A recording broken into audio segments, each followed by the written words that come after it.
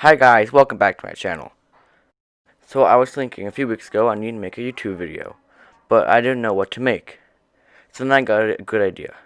I just finished playing The Last of Us, and The Last of Us 2 just came out on the PlayStation, and I wanted to do a Last of Us inspired build. So I sketched up this house. I think the idea is very great, and I hope it turns out good. Anyway, let's get started. So we're going to start this project by cutting the base of the house. Keep in mind to make more room than you actually need rather than less, because you don't want to find out that you don't have enough room and restart the whole thing. I always think this part will be satisfying, but it never is. Now I start to bevel the edges of the base to make it look good and blend in with the environment, but that later would be a mistake because I'd have to cut the base to make it the right size.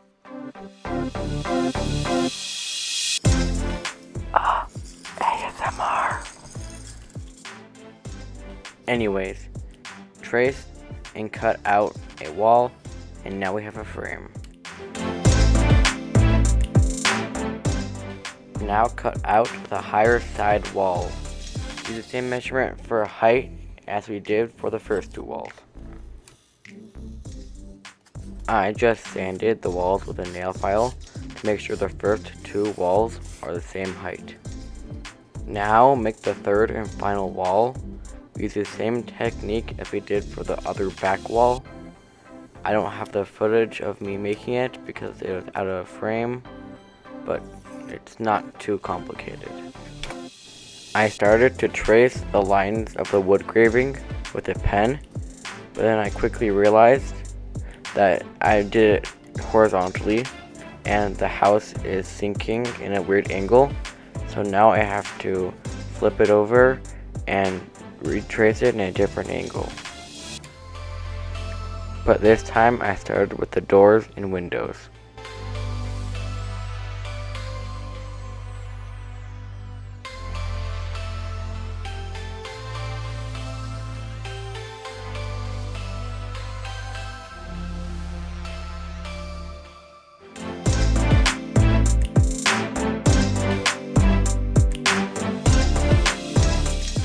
I used a piece of paper to get my lines straight and in a good angle.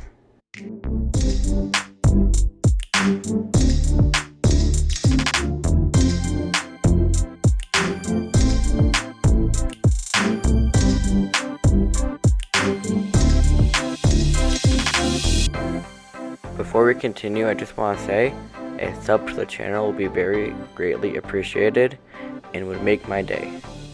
But anyway, let's use a wire brush to give a wood grain look to our wood. You just scrape along the foam and it gives a pretty realistic look.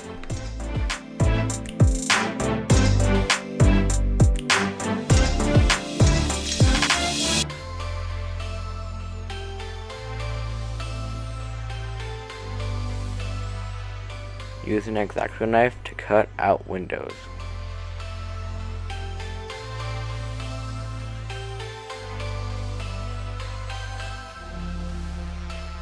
Now cut some holes as if the wood is broken.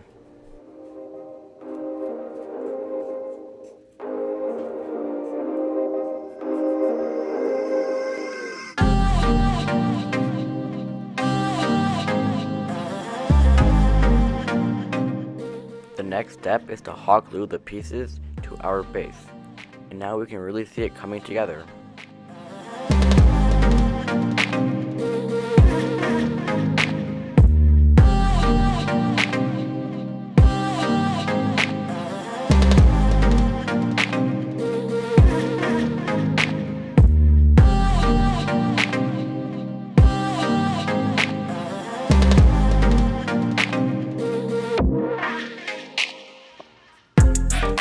Now we're going to cut a piece for the roof.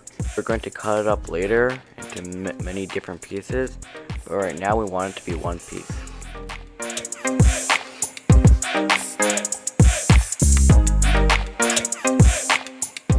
And it fits perfectly. The idea for the roof is that some of it caved in and now there's only a few pieces left. So we're going to draw a few pieces out from our roof, and those parts are going to stay and the rest will be like a caved in.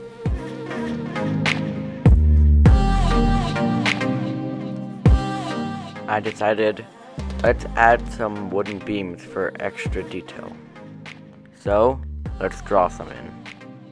But it really doesn't have to be on this piece of foam. This just makes the size better.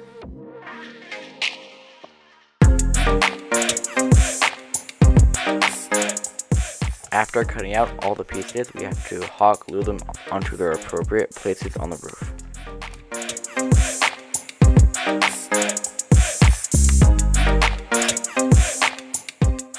Lately, I've been using a spare piece of foam to wipe away the excess hot glue.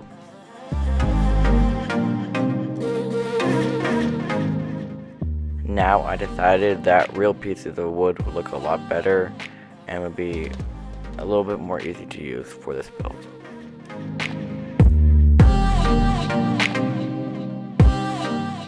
Now I'll say that this is looking pretty good.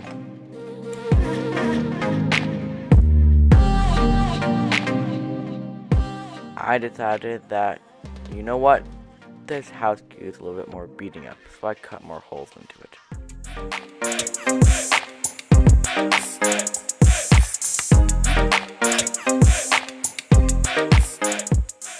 And if the roof is caved in, then we probably want to see some of the roof that caved in.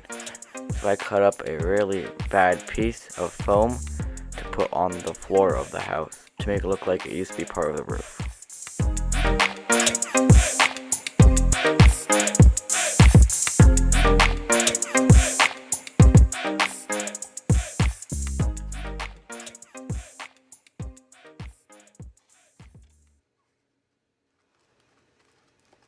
Use a tinfoil ball to give the roof a little bit of texture. I feel like I should say more about this, but I don't know what to say.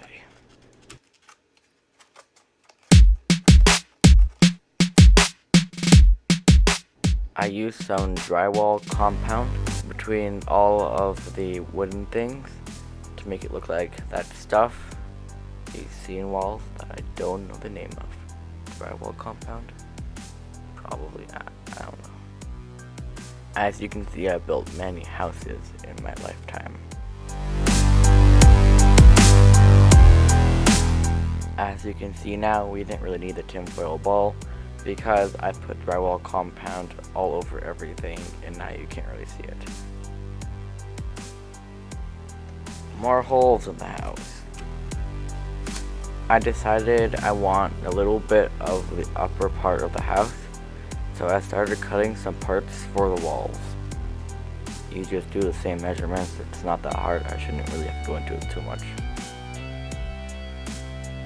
I still had to make the upper part damaged and all that stuff, but it looks pretty good. I wanted to make it look like you could still see parts of the floor, but that didn't really look so good with foam, so I went to popsicle sticks.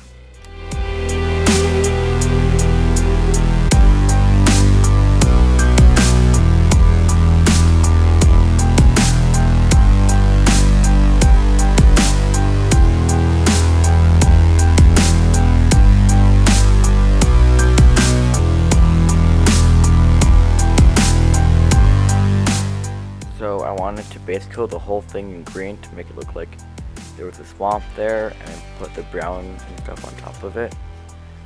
But I realized green looks like really good moss, so I save it for later.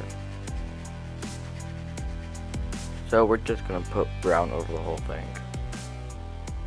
I just want to tell you guys that I should have put the water in before I painted it, but later works too. And the moss and all the fake plants will be added later. Later on, I found a lot of white spots in my brown, so just keep in mind, take as much time as you need to get every single spot and don't stop early because it gets very annoying later and I really regret not making sure all the white spots are filled in.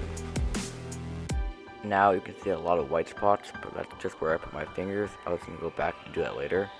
But we're going to put gray on all of the roof parts to make it look like kind of like concrete. I don't really know. It just looks good and gives it some more color.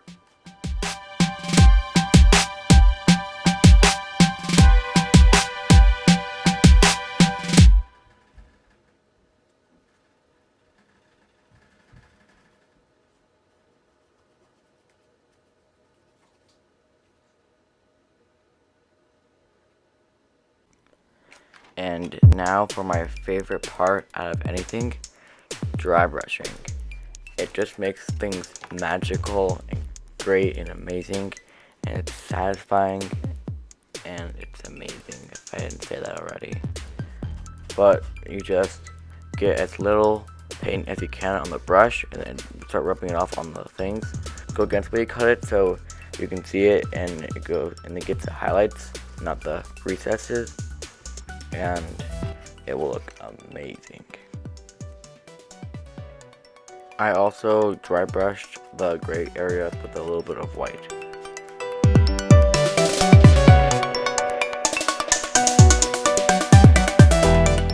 Now we're going back to the green, and we're going to put a little over almost anything.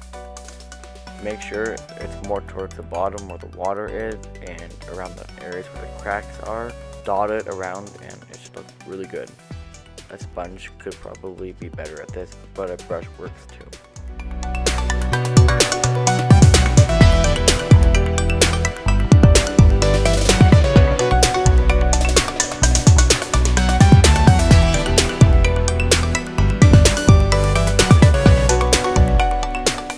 Moss. All I have to say is just put it in spots you feel need it, and don't be afraid to use just one color, just one type, just one anything. Do whatever you want. It will look good almost 100% of the time.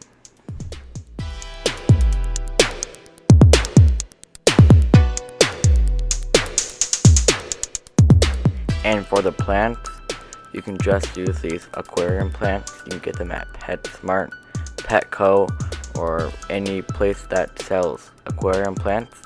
You can just cut them off and they'll look pretty good.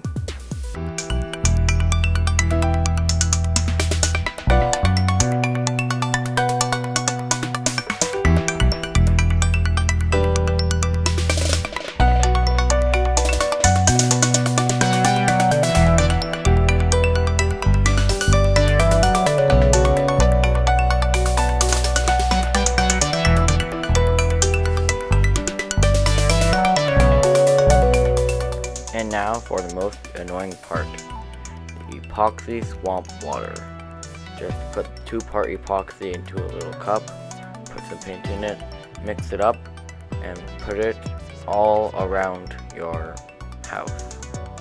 This will serve as your swamp water. Keep in mind you need 2 or 3 of these epoxy containers, and depending where you get them, they can't be too cheap, they're not expensive. But building this is not one of the cheaper builds on this channel.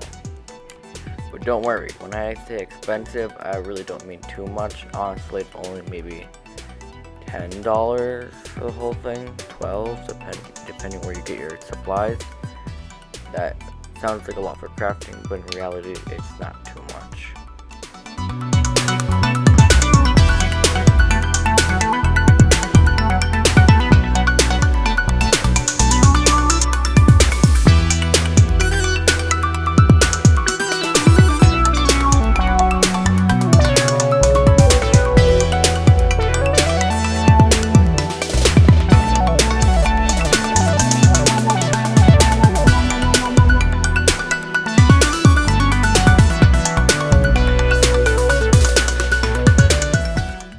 We're just finishing pouring the epoxy around all of it.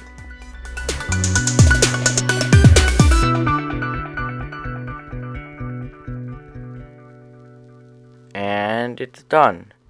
This is probably the best build I've ever made, and probably the hardest.